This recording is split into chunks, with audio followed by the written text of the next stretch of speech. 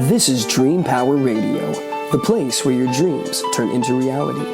Here is your host, Debbie Spector-Weissman. Hello, and welcome to Dream Power Radio on the amazing Women and Men of Power Network, the world's leading positive programming network, powered by Raven International. I'm your host, Debbie Spector-Weissman, the Dream Coach. This is a show where we talk about dreams, both daytime and nighttime dreams, and how you can use them to make the internal shift to a life you love and rediscover the truth of who you really are. What language are you speaking? I'm not talking about English or Spanish or Mandarin Chinese. I'm talking about the language of your voice. Do you speak from authenticity? Does your voice match the conviction of your beliefs? Or do you mold your voice to the whims of those around you? My guest today, Dr. Denise Moore Revel, knows all about this literally. Trained as a speech pathologist, she spent years helping people learn how to speak and find their actual voice. But eventually, she moved on to also help women discover their authentic selves and master the ability to speak their truths. How? Well, let's find out. Welcome to Dream Power Radio, Dr. Denise. Thank you so much for having me. Dr. Denise, as I said in the intro, you're a speech pathologist. What made you decide to transition from helping people regain their actual voice to guide those to reclaiming their authentic voice? Like you said in the intro, I have literally helped people find their voices as a speech language pathologist, whether through stuttering or articulation, or, I work with clients who had actual voice issues. And I found that it's kind of the same thing, living authentically, finding your authentic voice. It's the same work. You got to really tap into it. I tell people all the time, your voice is uniquely yours. There are some speech pathologists who work as forensic speech pathologists where they've been called into court to authenticate someone's voice. And so your voice, your literal physical voice is yours, and so is your lived experiences. So my own personal journey of living my worth out loud, finding my own voice, has helped me to help to inspire and to empower other women to do the same work. So you say your own journey. So did you find that being a speech pathologist was not your authentic self, or were there other obstacles toward finding your voice? I don't think being a speech pathologist has been an obstacle. I think it has been a godsend or a part of my journey and part of my destiny. Again, I think communication is so important. One of the quotes I have in my private practice is that communication is the foundation of the human connection, right? So how we communicate with one another is so important. But more importantly, how do you communicate with yourself? I think a lot of times we look outside of ourselves for answers, and we hear so many outside voices that at one point in my life, I couldn't hear my own voice. I couldn't hear my own thoughts. And so because of that, it caused me not to be happy, fulfilled, even though I enjoy what I do as a speech pathologist. But there became a point where I just wasn't happy and I wasn't fulfilled. And I came to discover it was because I was not listening to my own voice. I was listening to too many voices outside of me, and I was looking outside of me for the answers, for my own happiness and for my own fulfillment. So my work as a speech pathologist I listened to voices all the time, but I was like, you're not listening to the main voice that you should be listening to, and that is your own. Okay, so how did you learn to or discover how to pay attention to your own authentic voice? I tell people I'm still on the journey. I'm still on the journey of listening and discovering my own voice.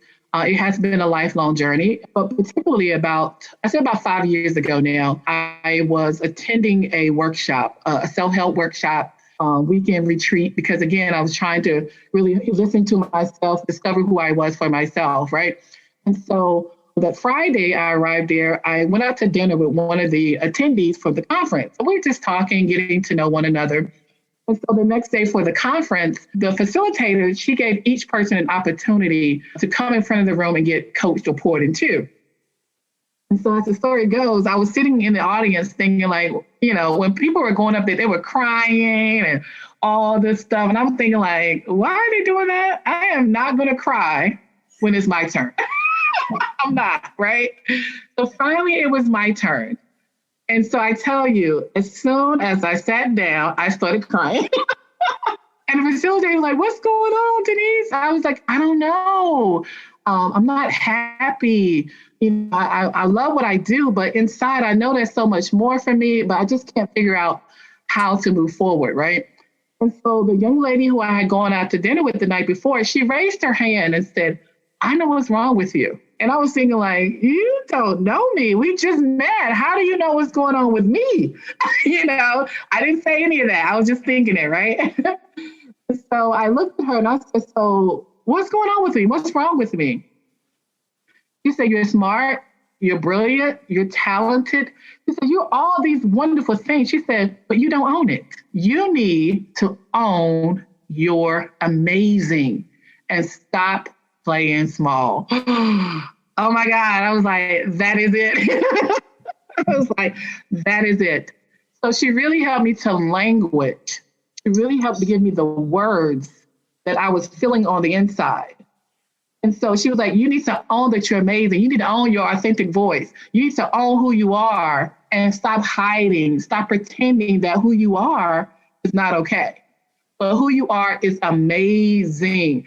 And so to answer your question, I am still on the journey of discovering my own amazingness, to discover my own voice. I'm still discovering every day, is that my voice? Is that really what I say I want? Is that really how I want to live my worth out loud? Or is it someone else's voice that I'm listening to? And that's a question that I ask myself often. And that's a question we should all always ask ourselves. Is this what I want? Am I listening to the voice within my own heart? Or am I continuing to listen to outside voices say who I should be, how I should look, how I should work? What should I do? Am I listening to all these outside voices, or am I really hearing the power of my own voice? That's the question that I ask myself all the time. And that's the question, again, I hope that your audience begin to ask themselves as well. Yeah, I think something that goes along with that is something that you just said a little bit earlier, which is that you were playing small. And I think that is so true for so many women, that whether we learn this as we're growing older, or it's something within us, something in the society. So many of us spend so many years, maybe too many years, playing small and not being true to ourselves. Why do you think that is true? Why do so many women have issues with their self-worth? There's so many voices telling us that we're not enough. We're not smart enough. We're not pretty enough. We're too fat. We're too skinny. Our hair is too long. Our hair is too short. All these different things. I'm not good enough because I don't have a college degree. I don't drive this kind of car. All these different things, all these different voices that come at us. And if we don't take the time to stop and really listen from within to say, what is true for me? What lights me up? You know, what lights you up may not light me up. But if I don't take the time to stop and discover that, then we get what we have. A lot of women, 1 minute they this, 1 minute, next minute they should do this. And that is feeling insecure, unworthy, not good enough, not enough, and not understanding that at the end of the day, we are all amazing. And so now it's up to us to really own it, to embrace it, and to really live that out loud.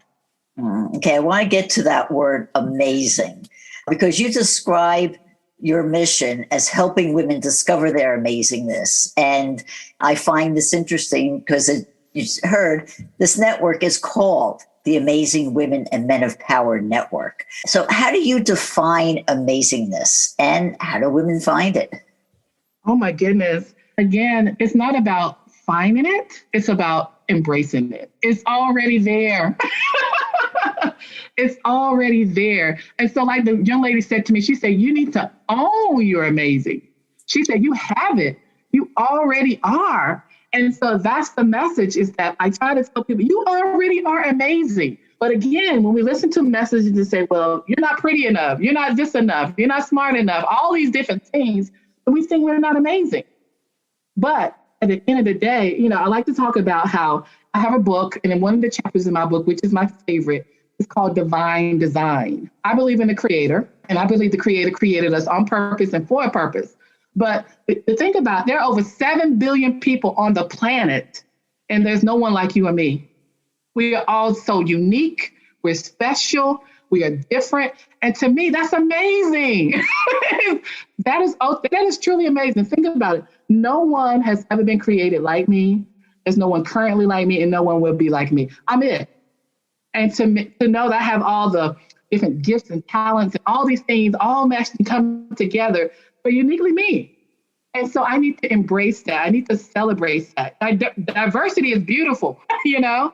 And so I don't tell people to go find they're amazing. I need for you to embrace it. You already are amazing. The messages have been that we're not. And I tell people, when you look at, we have failures, we have shortcomings, and we think that because we messed up, we made a mistake, that those things undermine our value. They do not. When I do my workshop, I use the example of a $10 bill. I hold a $10 bill. I say, how much is this? They're like, $10. I'll crumble it up in my hand. How much is this worth? $10. If I get it wet, how much is it value? It's still $10. Nothing outside of us, no mistakes, no mishaps, whatever it is that you think disqualify you from being amazing is not true. At the core of who you are is amazing. So our job is to embrace it. Is to not listen to all those outside voices that's telling us that we're not enough, that we're not smart enough, we can't have it, we're not worthy. If you work on just not listening to those voices, but really listen for within, you'll tell yourself, I am pretty good. I am amazing. I am, hot stuff, whatever you want to say. But you really got to speak to yourself in an empowering way. So to embrace that you are amazing, not to discover it, it's already there. Like the person told me, she said, you already own those things. She said, the problem is you don't own it. It ain't that you got to come and start being, because you're already that. You're already amazing. So now, let's just own it. Let's just own it. Yeah, I tell you, I would agree with you that we are at our core all perfect human beings. And we don't always see that because of all the, put it bluntly, crap that is loaded in on us through all of our life experiences. So, right, you're right. We do have that necessity to own it. But let's say that you've spent a life being told you're not good enough, you don't deserve it, you're not worthy.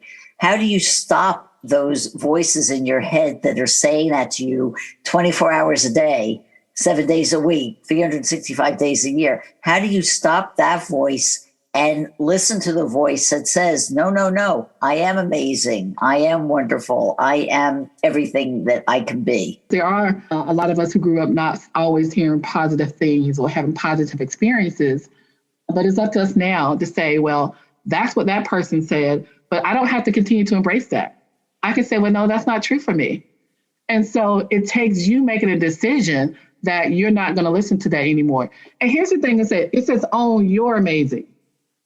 I can't own it for you. I can't do the work for you. You can't do the work for me. So you have to make a decision that every day you're going to get up, you're going to tell yourself, I am enough. No one else can tell you for yourself.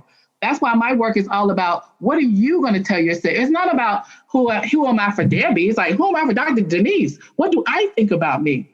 What do you think about you? And so it takes work, it takes effort, it takes loving on yourself, it takes surrounding yourself with positive people to remind you of who you are. So it does take work, it does take effort, but it can be done. And you're worth the time and the effort. I work a lot with young children in terms of my speech therapy practice. I love it for so many reasons, and I get so many life lessons from young children. I said, children are amazing. And they'll stay amazing unless adults get their hands on them. But you think about kids, they think they're Superman. They think they are superheroes. They think they're princesses. And so the key is continue to think that, even though there may be messages that came that you're not. Think of little children. They were like, no, I know I'm good. I know I'm great. And so we can get that childlike attitude, that childlike faith, that childlike belief and energy again. It makes a difference. So I love working with children because they keep me young, they keep me adventurous, they keep me happy. When they mess up something, we're like, okay, and move on. But adults, we beat ourselves up. We criticize ourselves, but kids don't do that. They just say, okay, I spilled it. Let's move on. Let's clean it up and keep playing, keep being amazing, having fun in life. It's adults, an adult person who I have to constantly work on and be like, no, it's okay. Get back up. You're still amazing. It's okay to go outside the lines. It's okay. Let's keep going. And so it does take work. It does take effort. But again, we're worth it. That's a wonderful message. Just keep going no matter what, and rediscover the kid inside you and go with that. I tell you, on that note, we are going to take a short break here. We are speaking with Dr. Denise all about being amazing, and we'll be right back. What do Thomas Jefferson, Elias Howe, and Paul McCartney have in common? They all understood the value of dreams, and as a result, the ideas, inventions, and creations from their dreams affect us to this day. What great ideas are you leaving on your pillow at night? Sign up for a complimentary consultation at my website, thedreamcoach.net, and discover why your dreams are a terrible thing to waste. Welcome back to Dream Power Radio with your host, Debbie Spector-Weissman. Yes, welcome back to Dream Power Radio. I'm your host, Debbie Spector-Weissman, and we're speaking about how to find our amazing with Dr. Denise. Well, Denise, when we're speaking about personal transformation and we talk about the ways we self-sabotage ourselves and we learn how to understand how to not listen to that voice, it's one thing to know that. How do you keep a person motivated to take that action? You say, because you said it takes work, it takes action. How do you stay motivated to continue on that journey? I think the motivation comes with a small action, because action creates momentum. And if you can get started, I tell people, just do a little bit. Just do a little bit every day. You don't have to eat the whole elephant in one bite. Take a little bite, because there is a lot of negative energy and sometimes a lot of negative childhood trauma that we got to move, right? And so it can be a lot to try to tackle at once. So I tell people, just do a little bit every day. If nothing more than repeating an affirmation every day, then repeat an affirmation every day. For me, I journal a lot. Sometimes it takes me just journaling my negative thoughts and ideas, just getting those things out of me. Whatever your strategy is, it may be listening to motivational podcasts like this one, or listening to music. Do whatever it takes for you to get your mind in a positive, framework, whatever it is for you. But every day, be intentional about it. You can't leave your happiness, your fulfillment up to anyone else. It's up to you. And so again, you're worth the effort. So every day, I'm intentional about setting up my day. This morning, I was listening to meditation music before I got on. I did yoga before I started my day. I'll do my prayers, whatever it is I need to help me to be positive and to feel good, because I knew I had this interview with you today. I had another meeting prior to this today, and I wanted to make sure I was in a positive frame of mind. I wanted to deal with the self-doubt that may have come up so that I can be present. I can do the things that I need to do. So again, if it's just one little thing, pick one thing that you can do every day to keep you in that frame of mind. And so when you do one thing and then it turns into another thing, you got to build that momentum. And so there was a time in my life where I struggled with depression and really moving forward. And this is what I did. I said, every day, just try to do one little thing. And I kept building upon it and building upon it. And so now I don't struggle with depression like I did in the past. Or if I feel it coming on, I know what to do now, because I got strategies. I got little things that I do. I put on some music, or I'll read a scripture, or I'll read our journal. I have things in my tool belt now that keeps me going on a daily basis to keep me in a positive frame of mind. Yeah, I think that is an important point you made here, is that there is no one answer. And what can work for you might not work for somebody else. And what works for somebody else might not work for you. And you're right, the work that comes is trying to discover what it is that keeps you motivated, that keeps you in that positive frame of mind. And you're right, it could be different things for different people. Change, even for yourself. Things that used to kind of motivate me a couple of years ago don't necessarily do it for me anymore, but I've discovered some new things. So I'm like, oh, I really like doing that. Okay. So be open to discover new ways just to keep you positive in the right frame of mind and to keep you to move forward, take action. Mm-hmm. And in this journey, you were actually motivated to write a book. So what led you to write it? A little story behind that. Again, when I talked about earlier about voices, hearing voices, right, outside of us. When I was in high school, my 12th grade English teacher told me that I was a terrible writer. He's like, you're one of the worst writers I've ever had. Like, yikes, he had been teaching for a while. I was like, okay. So writing has always been a struggle for me. And so the little confidence that I had with my writing, it was squashed when he said that. It really messed with my heart, my confidence in my writing. And so lo and behold, went out to college, did well, but writing was still something I had to spend extra time with. And so fast forward, it was time for me to write a book. Someone said, oh, you should write a book about you're amazing, your life, the different principles that you like to talk about. And I was like, no way, not me. I am not a good writer. My English teacher told me. I was still carrying his voice inside of my head.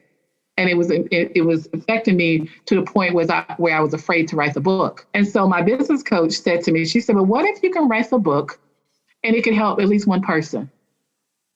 Would you write it?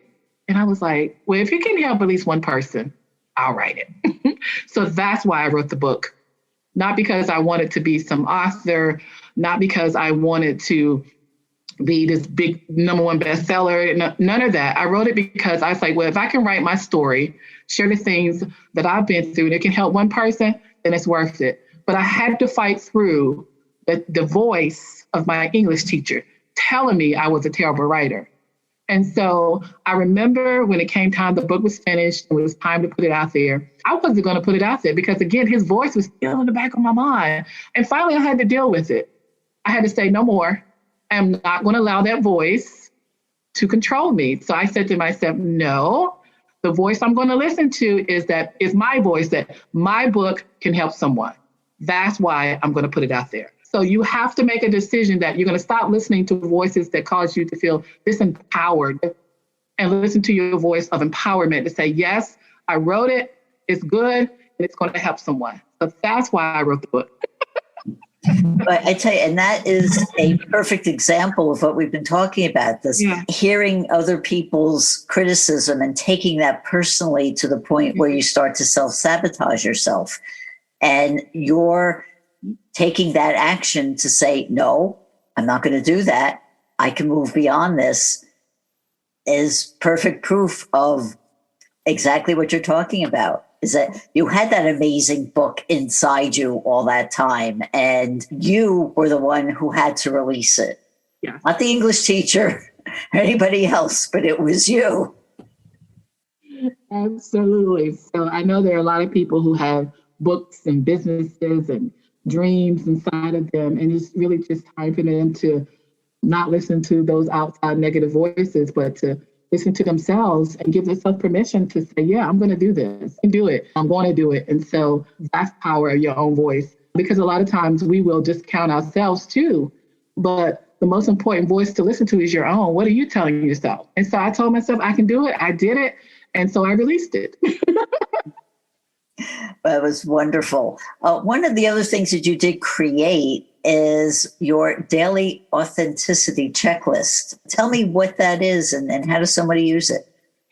So the daily authenticity checklist is really about, are you really being authentic? Are you living your true self? I love the checklist because from time to time, I'll do it myself.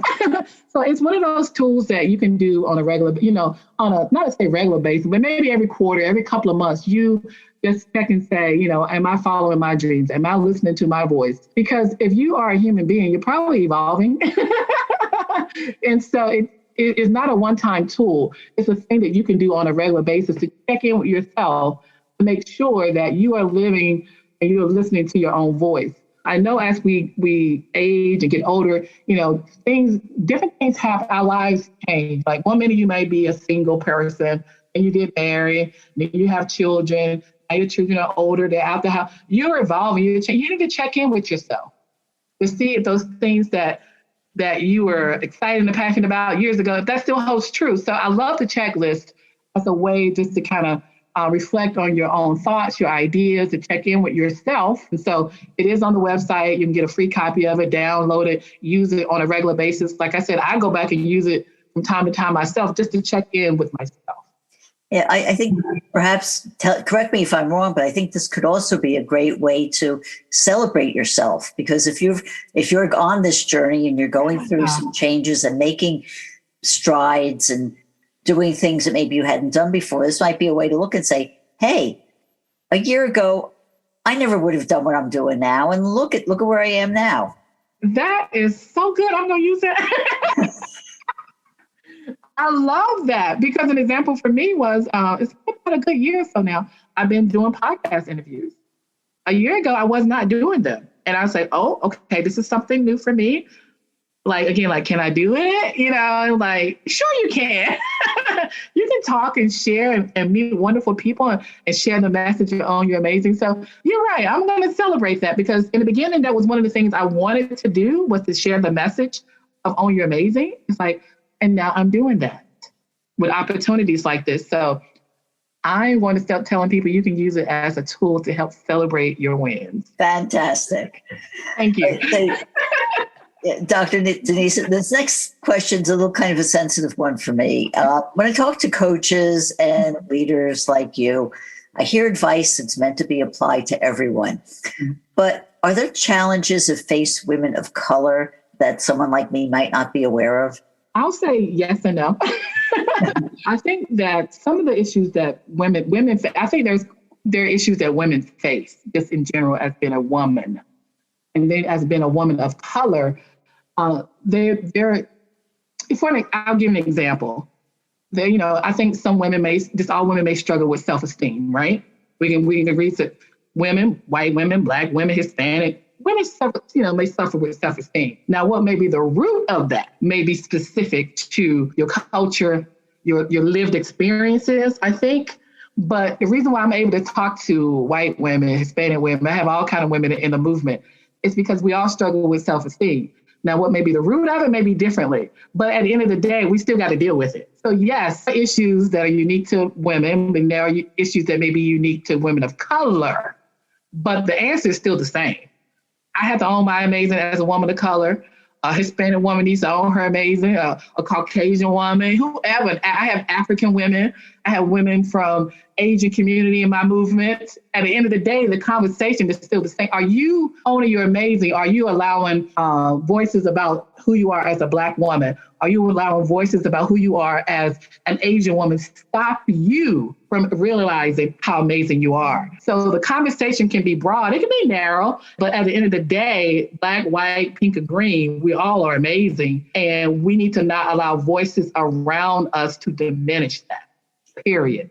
This time has flown by. I just have time for one final question. How can people find out more about you and your services? Yeah, so I would tell people to look at, go first to the website, which is ownyouramazingnnow.com. Again, ownyouramazingnnow.com. You'll learn a little bit more about me. You'll get the free handout we mentioned ago. You can get an excerpt from my book. There's a way to purchase the book as well, to learn about different events that may be coming up. Another way is to reach out to me on Facebook. You can find me at Dr. Denise Own You're Amazing. That's where I do a weekly talk called Think About It Thursday, and come on every Thursday. Just do a few minutes of inspiration, motivation, just to help us to be reflective on our lives. Well, Dr. Denise, thank you so much for being on Dream Power Radio today. Thank you so much for having me. It's such been a pleasure to be on here. We've been speaking with author, speaker, and developmental coach, Dr. Denise Moore Revel. I hope you've enjoyed today's program. If you have, please tell all your friends, follow me, and drop a positive review on your podcast site. And if you're on Clubhouse, join me in my club, Club Dreams, where I host weekly rooms on all aspects of dream work. Until next time, This is Debbie Spector Weissman saying, sweet dreams, everybody. You've been listening to Dream Power Radio with your host, Debbie Spector Weissman. For more information on Debbie or to sign up for her newsletter, go to dreampowerradio.com. This has been Dream Power Radio on the amazing Women and Men of Power Network, the world's leading positive programming network, powered by Raven International.